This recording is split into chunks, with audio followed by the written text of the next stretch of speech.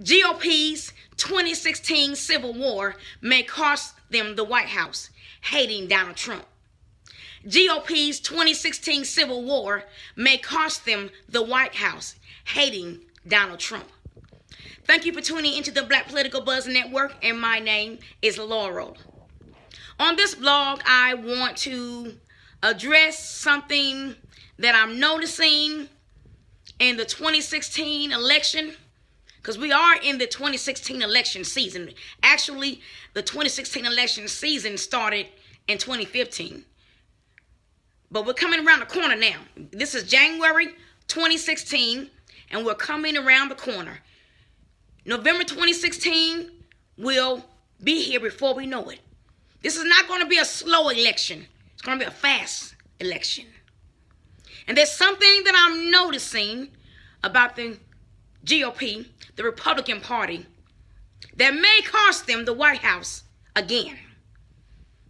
There's something, and it's very obvious, unless you just don't want to notice it. Now, sometimes in life, there are things that we see that we don't want to see because we don't want to face the truth. We don't want to accept reality that this is how it is so we can make changes.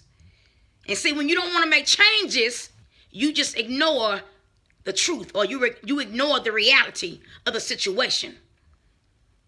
And what I'm seeing here is that there are GOP or Republican Party key leaders who are choosing to ignore the obvious. They're choosing to ignore the obvious because they don't want what the reality is. So what am I referring to? I'm referring to the 2016 GOP Civil War. You have GOP voters, or mainly GOP leaders, fighting against one another. Unity creates harmony. Harmony creates strength in numbers. Strength in numbers means we can achieve the goal that we set out to achieve. So when you have unity, you have harmony, or you try to have harmony. You try to have harmony. Harmony then equals strength in numbers. And when you have strength in numbers, it makes it easier to achieve the goal that you set out to achieve, especially if it's a very large or a very huge goal that cannot be achieved by one person, especially if it's a goal that cannot be achieved via one person. When you have harmony, unity, strength in numbers, the goal can be achieved. There's nothing impossible when you have enough people working together to help make it possible. That's why black people in America have not been successful. That's why black people in the United States have not been successful. We don't work together. We tear down each other. I don't like what she said. I don't like what he said. I don't like how he did it. So I'm going to destroy them. Now, I'm not speaking of President Obama. President Obama had the black community behind him in 2 elections, especially 2008. Barack Obama Jr. had the entire, or at least 97% of the black American community behind him. Now, after he got in office, he forgot about us, and he began to fight against us with his policies. But we were behind him. And that's how he got to the White House in 2008. Because the black people were behind him in unity. In unity. After he got there, he wasn't with us, but we were with him. GOP is fighting against itself. You have the establishment leaders in the GOP fighting against the newcomers like Donald Trump. You have the establishment leaders in the GOP fighting against the GOP voters. So it's not what the people want, it's what the GOP establishment wants. Because they feel like, hey, JEB Bush has earned this. There was old man Bush, George H.W. Bush, that's old man Bush, or Daddy Bush. And then we have George W. Bush, the big brother, George W. Bush. And now we have JEB. So, it's JEB's turn.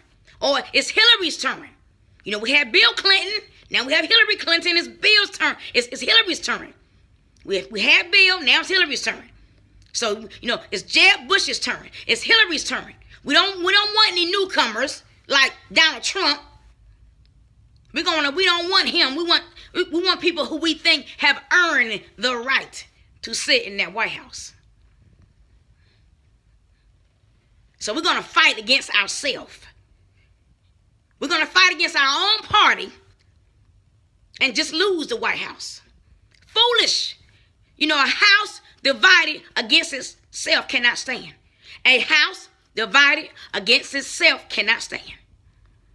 A marriage divided against itself won't last. A marriage divided against itself won't last. A business divided against itself won't last. A community divided against itself won't last. A government divided against itself won't last. A military divided against itself won't last. And now you know why President Obama has used divisive politics for the past 7 years. I repeat, now you know why President Obama has used or enacted divisive politics for 7 years. A nation divided against itself cannot stand. A political party divided against itself cannot stand. Now the Democrats, it's true, they do not have policies. Historically, the Democrats do not have policies which help black voters be self-sufficient business owners, successful business owners. The Republican Party, the GOP, has been the political party that has historically helped black people become self-sufficient and successful, especially in the areas of business and in politics. Because the first black U.S. senator was a Republican. See, many black voters don't even know that. They don't do their research. The first black U.S. senator was a Republican. That was in the 1800s. So the Democrats, they may not have the best policies for black voters or for Latino voters or for this nation, but they are united. They may be wrong. The Democrats may be wrong about a lot of their policies, but they are united. The GOP, the Republican Party, has the best ideas for business and self-sufficiency and success, but they're fighting against each other. They're fighting against one another. They would rather have a civil war based upon selfishness and greed. The Republican Party, the GOP, would rather have a civil war based upon selfishness, greed, personal dislike. I don't like Donald Trump, than to win the White House. The Democrats, Hillary, may just win the White House by default. Hillary Clinton just may win the White House by default. Why? Because the GOP is divided. It's divided. It's a civil war going on within the GOP. They're fighting among themselves. We don't want Donald Trump. We want JEB BUSH. We want MARCO RUBIO. We're not going to stand behind Donald Trump. If Donald Trump is the nominee, we're gonna perform a coup. We're going to perform a coup at the RNC Convention in July in Cleveland, Ohio. If Donald Trump, gets the nomination, we're going to perform a coup and mess up the whole thing so Hillary Clinton can win. So Hillary Clinton, she knows she doesn't have to campaign too hard. She doesn't have to really campaign a whole lot. Last night, on Tuesday night, January the 12th, last night was Tuesday night, January the 12th, 2016, President Barack Obama Jr. delivered his final historic State of the Union address. And President Obama took some major digs at the Republican Party, at Donald Trump and the Republican Party. Because he knows, he sees the same thing I see, the same thing many other people see. There's a civil war brewing among the GOP leaders. A civil war brewing. So by the time the RNC, the 2016 RNC Convention approaches, in July of this year in Cleveland, Ohio, they'll be so divided they cannot come back together.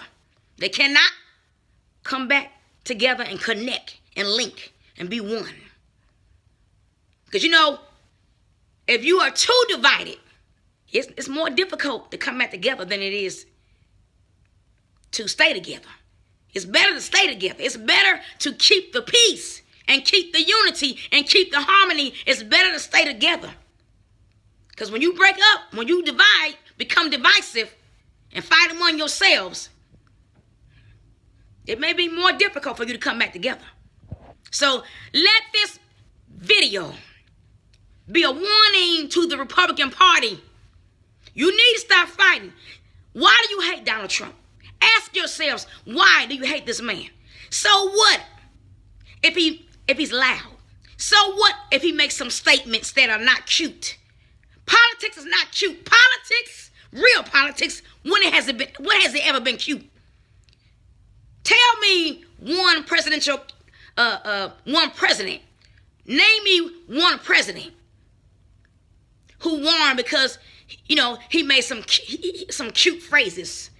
Even Barack Obama Jr. wasn't cute in 2008. I don't mean physically. I mean the man campaigned, and Barack Obama was dirty.